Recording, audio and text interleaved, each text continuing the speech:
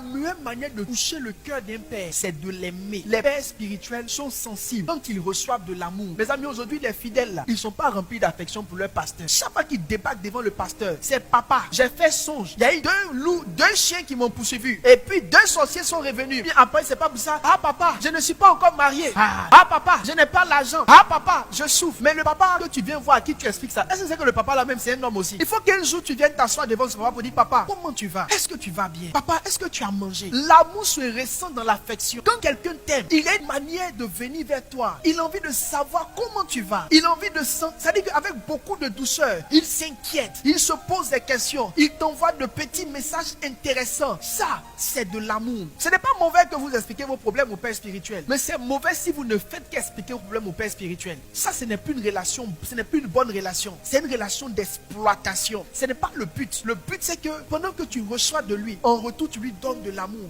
Ce qu'un pasteur reçoit de mieux chez ses enfants, la première chose même, c'est pas l'argent, c'est l'amour et l'affection. Apprenez à devenir des enfants affectueux. Il y a des gens qui sont dans des églises, ils n'ont jamais cherché à dire bonjour au pasteur. Ils viennent juste pour écouter le message et ils rentrent chez eux. Ils écoutent le message et ils rentrent chez eux. Comme c'est un magnétophone qui prêche là. Continue d'écouter le message et de rentrer chez toi. C'est pas un magnétophone, c'est un homme, c'est un humain qui a des challenges, qui a des défis, qui a des problèmes, qui a aussi ces temps de tempête. Un jour, Jésus a dit, Pierre, Jean-Jacques, priez avec moi, car je suis triste. Mon âme est angoissée. Ce jour-là, il a appelé Pierre, Jean-Jacques, qui étaient ses enfants. Il a demandé que ses enfants soient autour de lui et que ses enfants lui donnent de l'affection. Est-ce que vous savez que souvent, vos pères, vos pasteurs ont besoin juste de savoir que vous êtes là et que vous pensez à eux. Vous savez, même quand vous donnez de l'argent, c'est pas le montant qui touche. C'est juste de savoir que la personne là, elle pense à toi. Et c'est des choses qui touchent. C'est pourquoi dans une église, très peu de personnes prennent l'onction, prennent le manteau. Et je parle à ces gens qui disent, je n'aime pas fatiguer le pasteur. Moi, je n'aime pas fatiguer les hommes de Dieu. Le pasteur t'a dit un jour que tu le fatigues. Je n'aime pas fatiguer le pasteur. Changez, changez. Vous n'avez pas des robots à vos chairs. Vous avez des hommes comme vous, des personnes comme vous, des personnes qui ont besoin aussi de chaleur humaine.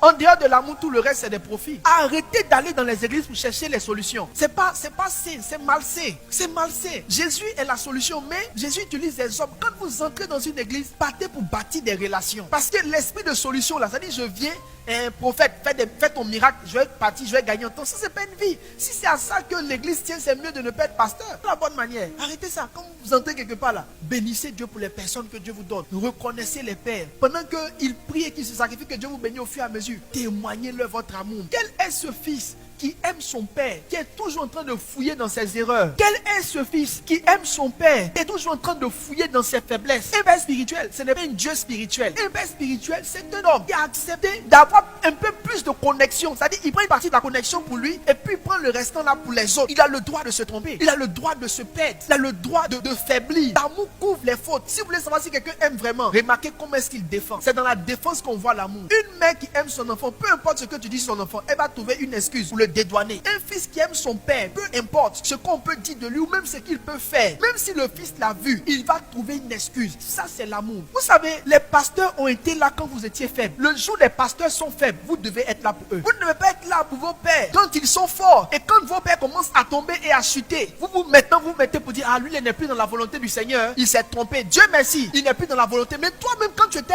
à l'enfer, quand tu étais en Égypte, au milieu de Satan là-bas, lui, il est parti, il s'est battu, il a lutté, il t'a fait sortir de là-bas quand tu ne ressemblais à rien, quand tu étais dans l'impudicité. Et puis souviens-toi même dans l'église, quand tu cherchais les sœurs, quand tu couchais avec les sœurs, il n'a jamais rendu cela public. Il a gardé ces choses pour lui parce qu'il n'a pas voulu que les autres t'attaquent et te brisent et te détruisent. Il a caché tes secrets, il t'a soigné dans le secret. S'il arrive un jour qu'il tombe, tu dois être celui qui vient le relever. C'est ce qu'on appelle l'amour.